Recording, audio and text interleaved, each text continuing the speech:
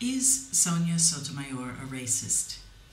Let's start the discussion by being very honest. Every human being, every one of us, has a bias. We have gender biases and religious biases and race biases. No matter who you are, we have those. That's part of the condition of being human. It's up to us to determine that bias doesn't turn into racism. So we need to put aside the idea that somehow Supreme Court justices are exempt from this human condition. They're not robots. A computer system could probably analyze the law, but we don't want an analysis of the law. We want interpretation of the law. And for this, we need human beings. And those human beings are, of course, limited by their own backgrounds. That's why we need as broad a spectrum of background as we possibly can have. I am not a mother. I love my nieces and my nephew dearly, but I would not presume to think that I have the feelings of a parent, because I think that's something that you have to experience. Every mother I've ever known has said, I had no idea what it meant to love a child until I had my own. Beck and Tancredo are fathers. Do they think that I know what it means to be a father the way they do?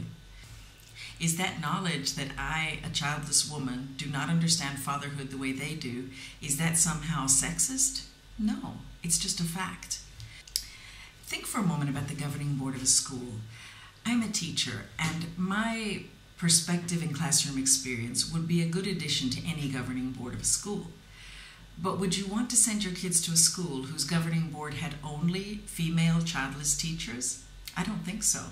On the other hand, I wouldn't want to send my hypothetical child to a school that had only parents on the board.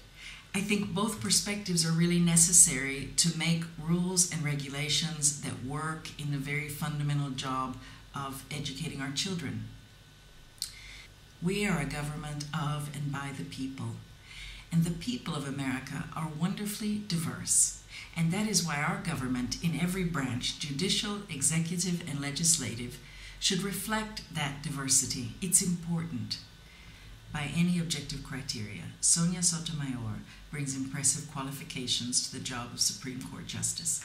Princeton, Yale Law School, and a wealth of experience. But in my opinion, also who she is as a woman, as a Latino-American woman, is also something that brings fresh perspective to the court and is something that's vitally important. So, is Sonia Sotomayor a racist? I think if you look at the record, it's clear that she isn't. And she also brings a wealth of experience and perspective that is very much needed on the Supreme Court. So it was a good choice, Mr. President.